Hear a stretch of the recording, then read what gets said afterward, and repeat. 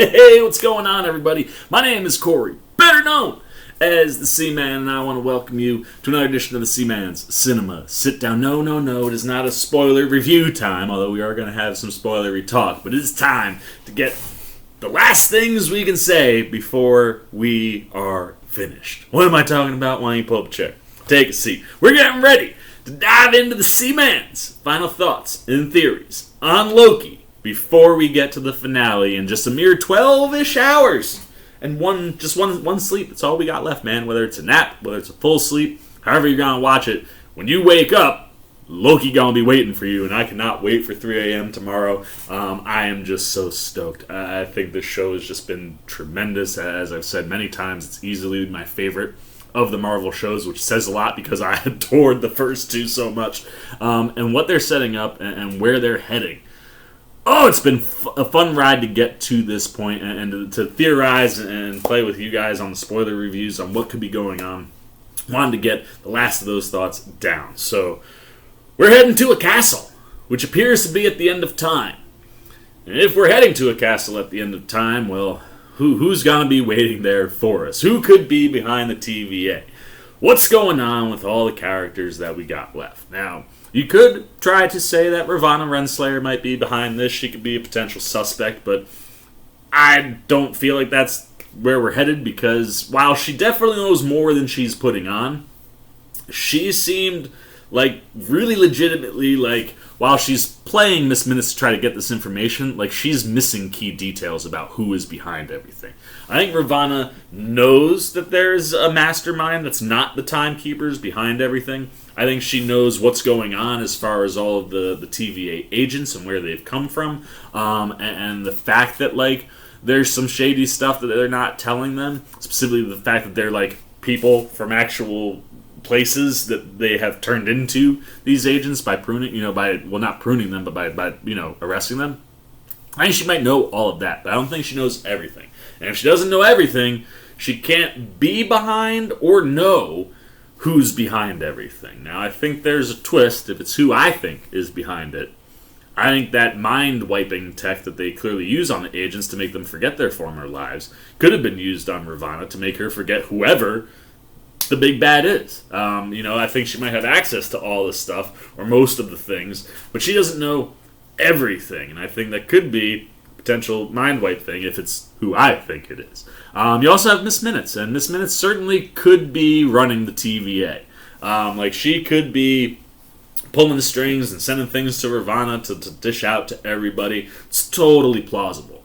For her to be behind the whole thing, that seems a little far-fetched, because whether she's some sort of magical entity or some sort of crazy piece of technology that could be from thousands and thousands of years into the future, it just doesn't seem like she's the thing that's behind it all. I actually think she is the right hand, no pun intended, to our mastermind. I think if Ravonna is strategically placed at the top as the point person to anybody who interacts with the TVA, Miss Minutes is the person in between her and the big bad that is keeping eyes on the TVA. Like, everything that happens, Miss Minutes sees. She trains people. She interacts with people.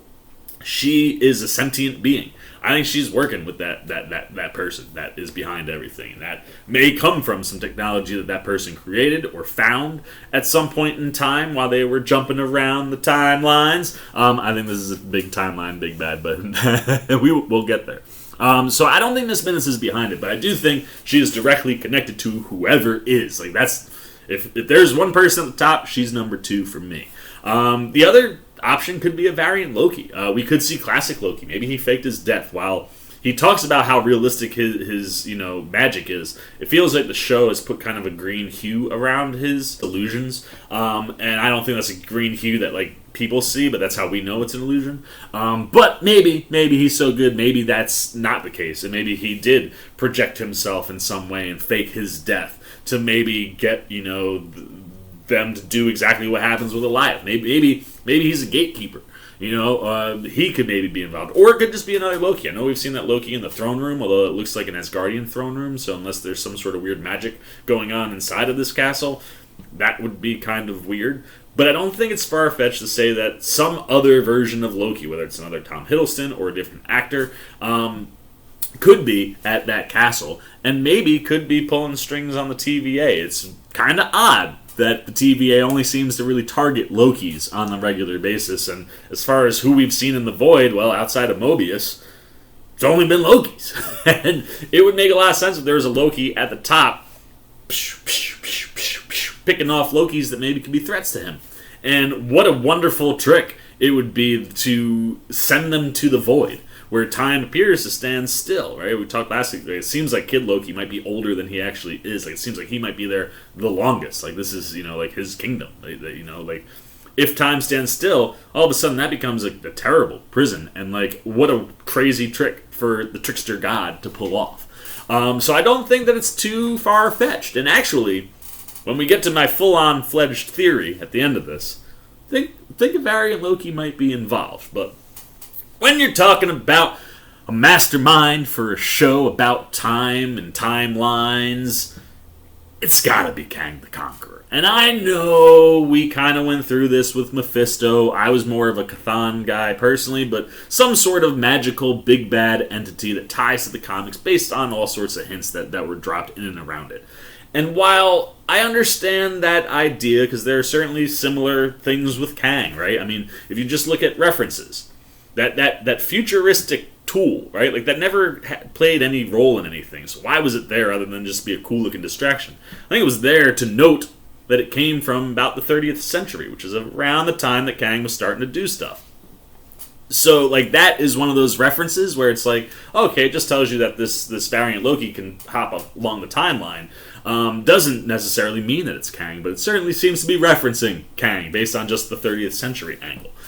Something like the multiversal war. Like I said, Kang is the perfect big bag for a timeline, show or story. So if there was a multiversal war at one point in time, maybe Kang was somehow involved with that based on what we know in the comics. But again, there's no real direct link there. Just kind of like it would make sense. Same with the Sphinx and the Pyramid that we see in the Void. That screams Chronopolis to a lot of comic book fans because, as Kang acquires more and more from the timelines for his empire, he puts it all in Chronopolis, and the Sphinx and the Pyramid are set right next to each other in those images of Chronopolis. So again, it's one of those things where it's like, man, they're definitely referencing or nodding to Kang, but not a direct tie or link, because I don't think the Void is Chronopolis. And you can say the same thing just with this building at the end, right? Like, the fact that there's a physical place at the end of time. Well, in the comics, Kang Prime is at the end of time. So, like, the fact that it's there, again, just kind of is like one of those things, kind of like the Darkhold. While you see a physical thing, it's not necessarily saying exactly that it's that guy, but it's certainly kind of referencing. The difference with Kang versus Mephisto is twofold. One, there are direct links to this guy. I mean, Ravonna Renslayer is, for all better purposes, his chief love interest in the comics. And the fact that she's positioned right at the top of the TVA as the buffer between, him and TVA agents, like I said, it can make a lot of sense if he chose Ravonna to be there, or a variant version of Ravonna to be there, and wiped her mind so that she didn't remember that it was him that's at the top, but that she knows somebody is at the top, and she knows how everything else is kind of working inside the TVA to help said person. And if Ravonna's there, like, Kang's got to be somewhere around, so it would make sense that he'd be the guy behind it. Same with the Stark Tower that we saw in the Void, because it's not Stark Tower, it says Kang on the side, Qeng, which was a company that bought Stark Industries from Tony Stark and was later revealed in the comics to be ultimately run by Kang.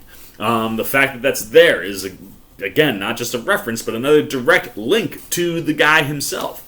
And last but not least, Alioth. Alioth has only really ever popped up in the comics in and around Kang stuff. I mean, they have bordering empires. Kang had to figure out a way to wall him off so that, he couldn't get to Kang's empire. And at one point, Ravonna accidentally releases Alioth after, one of the Kangs in that storyline had died.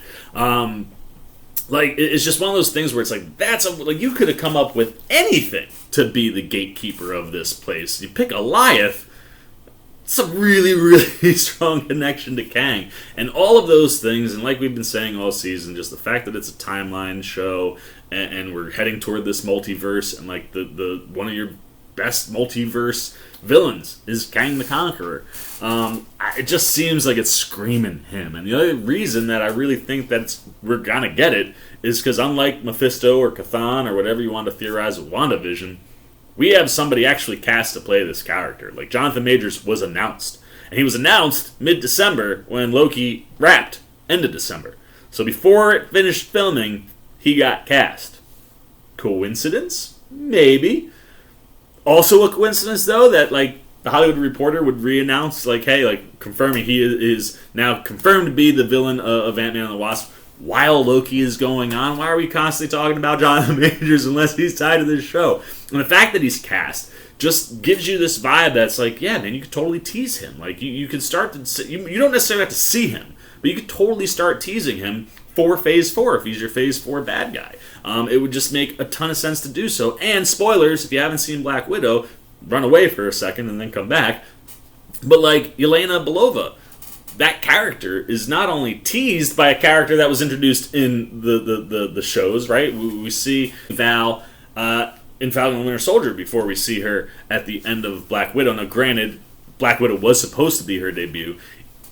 Nevertheless, what she's directing Belova towards is Hawkeye. The next time we're going to see Hawkeye is in a TV show. That makes me think that Yelena's going to be like the bad guy of the TV show. Like, that right there is a direct handle, so there's no reason that you couldn't do it. And if he's already cast, there's no reason not to use him, especially if you're just going to tease him. And you could legitimately tease him because I don't think that he's going to be in that castle. I mean, he could be, but I don't see Kang just, like, popping up and being in this full episode. Like, I think if we get him, we're going to get him at the end. I think we'll get the confirmation, whether we see him or not, that it is him behind it. But that means there's got to be somebody else there. And if you kind of pull from one of my original theories, was that Sylvie was working for Kang, you know, kind of another Loki working for a big bad. Which also, just to throw out there, don't be shocked if Sylvie turns. Like, maybe she's been working with somebody to open, like, to get Alive to open that gate. Like, I don't think this is going to happen, and I hope it doesn't happen because I really enjoy this relationship and these two, you know, actors playing off each other, and knowing that we're getting a season 2, I'd like to see more of it. But don't be shocked if that ends up being part of the play here. But I don't think that's going to happen. What I think we're going to get, and this is my lock it in final theory, I think when we get into that castle, we are going to find a variant Loki who is indeed running the TVA and picking off other Lokis. And could be doing that potentially because Kang the Conqueror figured out that a Loki could be like his biggest threat. So how do you stop that? You get a variant Loki to kind of be at the top and be like, hey man, you can rule something, but not really rule something. But you know, you'll be the guy. I'm gonna go keep conquering stuff while you're just kind of keeping everything in check. So that, you know, there isn't another multiversal war. That could be alluring to a Loki. And then you'd be like, hey, and if you want, like, take them other Lokis out, man. Like, that again could also be very alluring, you know, to be the supreme Loki. I think if Loki is in there, we're going to find out that he is the final person till you get to Kang. And I think based on how the fight goes down or however they resolve the episode, you're going to get Kang maybe coming back right at the end of that thing. But that's where I land. I've been riding with it since episode 1, so chips on the table, gotta push it all in on Kang the Conqueror being the guy who's behind it, although I don't think he's gonna be the guy we see at the castle.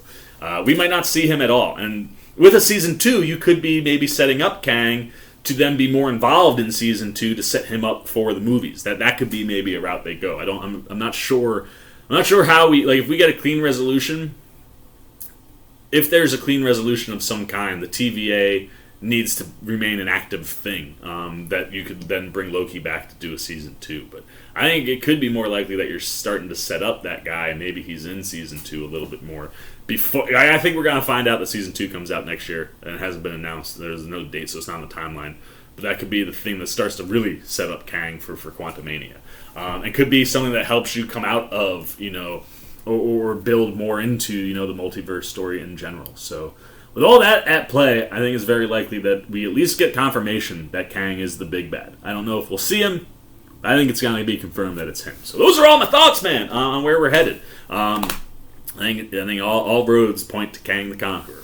But that's enough for me, man. I want to know what you're thinking. What are your theories? What are your thoughts? Where are we going? Who are we going to see at that castle? Could there be a Loki working for Kang? Is Kang not involved? Is it all a misdirect? Is Sylvie going to end up being the bad guy? Is it Miss Minutes? Anybody that you're thinking that's behind all this stuff, I want to know it. I want to know it now. So go down below, hit that comment section.